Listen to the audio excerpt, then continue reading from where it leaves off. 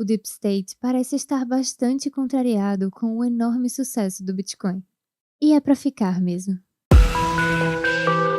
Este é o Visão Libertária, sua fonte de informações descentralizadas e distribuídas. Esse artigo foi sugerido e escrito por Rodolfo Andrello, revisado e narrado por JJ Liber. Nos últimos anos, o interesse do público geral pela questão do Deep State é cada vez mais crescente.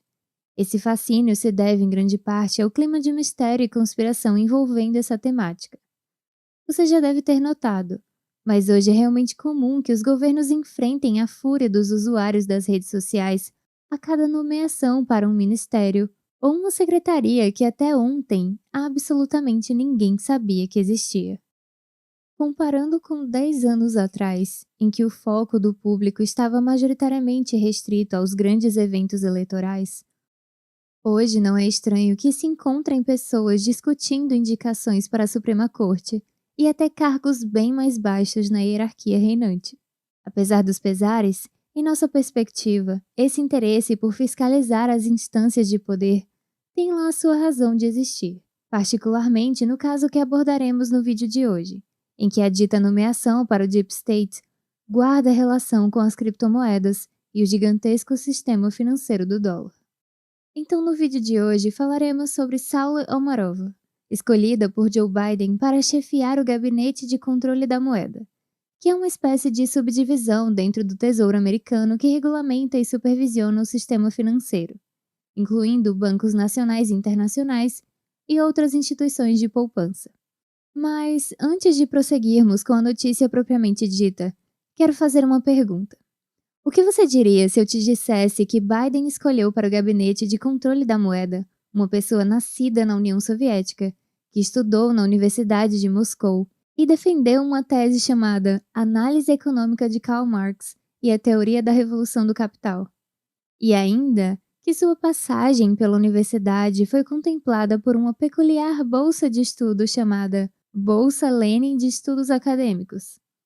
Nesse caso, você provavelmente riria e responderia que essa afirmação é infundada, coisa de teórico da conspiração, e que não faria qualquer sentido Biden nomear alguém com esse histórico para fiscalizar o sistema financeiro americano.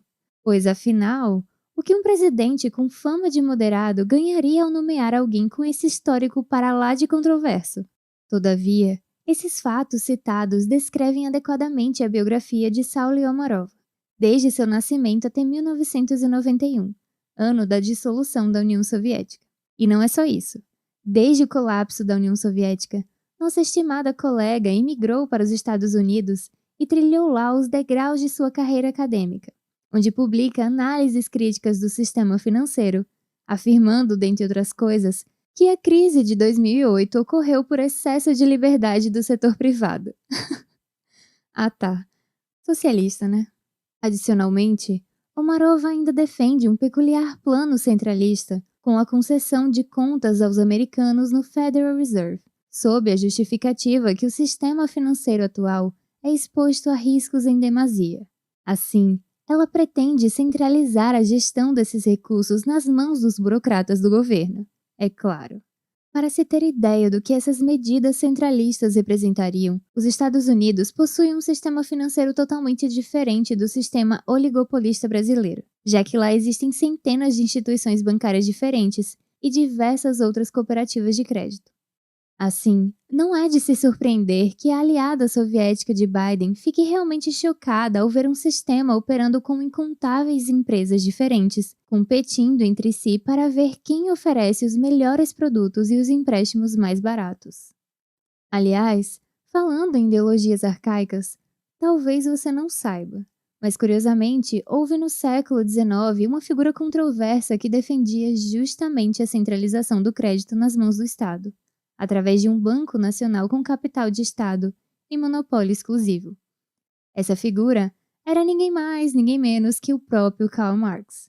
No Manifesto Comunista, Karl Marx aponta 10 medidas que poderiam ser adotadas pelo proletariado com o objetivo de arrancar pouco a pouco todo o capital da burguesia, para centralizar todos os instrumentos de produção na mão do Estado e do proletariado. A existência do órgão estatal monopolista e centralizador do crédito é justamente o quinto dos 10 passos estabelecidos no Manifesto de Marx para a conclusão de seu projeto de revolução proletária. Obviamente, esses e outros fatos não passaram desapercebidos pela oposição republicana no legislativo, e as conexões de Omarova com os soviéticos e com o marxismo foram prontamente levantadas no Congresso. Ocorre que o presidente dos Estados Unidos faz a indicação, mas a aprovação depende do aval do legislativo num processo relativamente parecido com o que temos aqui no Brasil para a nomeação de ministros. Consequentemente, não faltam senadores que farão de tudo para barrar sua nomeação. Com resposta aos seus críticos, Omarova nega qualquer inclinação para o comunismo, que ela define como um sistema falho. Ela ainda acrescenta que a verdadeira razão pela qual muitos são contra sua nomeação se deve simplesmente ao fato de ela ser mulher, imigrante e de cor. O mimimi de sempre, né? Tinha que ser. No entanto, seus críticos vêm apontando que mesmo passados muitos anos da dissolução da União Soviética, até hoje o tom das pesquisas acadêmicas de Omarova possuem uma conotação de profunda inimizade com o sistema capitalista.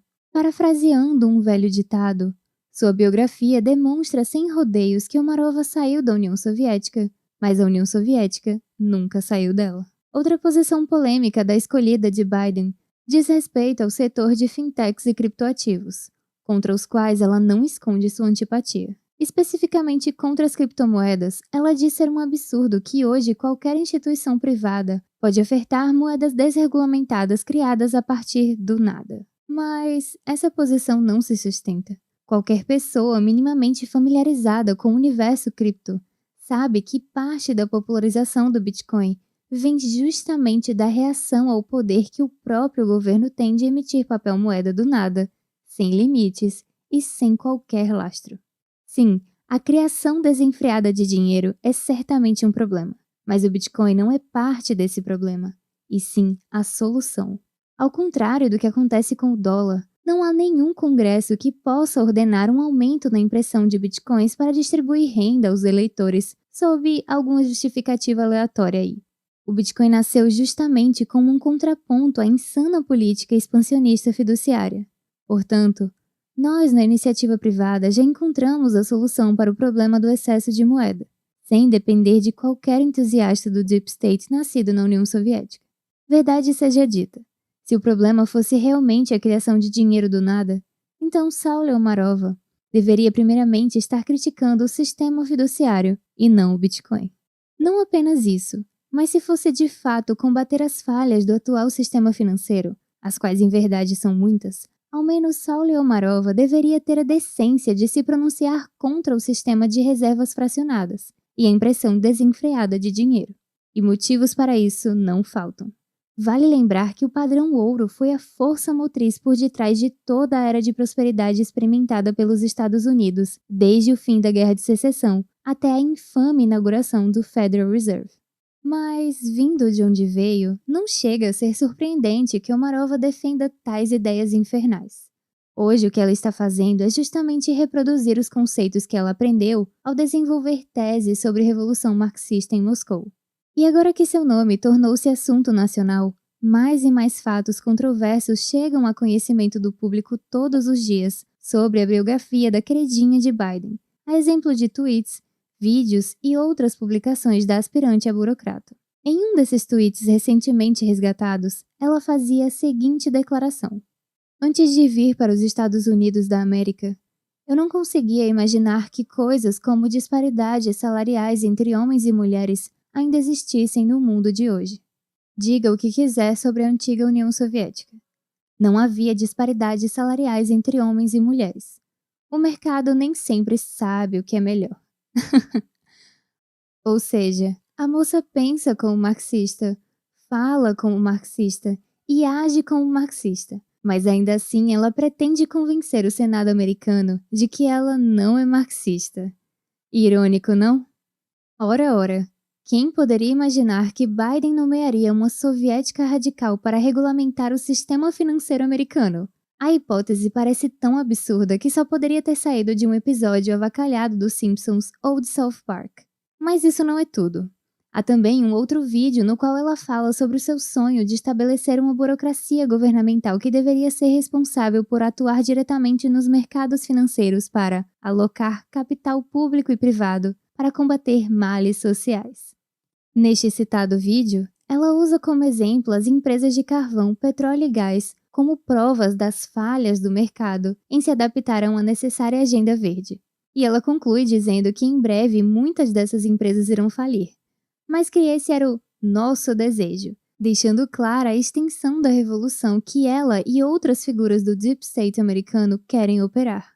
Não à toa, essa peculiar figura conseguiu a proeza de deixar assombrados até mesmo alguns parlamentares democratas. E ainda que a coalizão de Biden conte atualmente com supermaioria, a nomeação de Omarova pode não ser aprovada, caso a oposição consiga reverter alguns votos dos democratas mais moderados.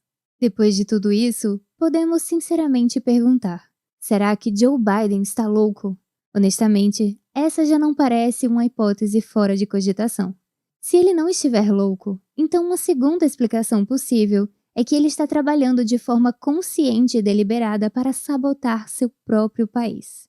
Seja lá qual for a explicação para mais essa rodada de decisões sem nexo do governo Biden, o fato é que os americanos estão correndo um sério risco, principalmente aqueles que ainda estão alinhados com o falido sistema fiduciário. O Bitcoin resolve isso. Obrigada por sua audiência. Se você gostou desse vídeo, clique no ícone de curtir abaixo e compartilhe em suas redes sociais. Para ser notificado de outros vídeos, inscreva-se no canal e depois clique no ícone de campainha. Escreva artigos você também. Acesse o nosso site visãolibertaria.com. Até a próxima!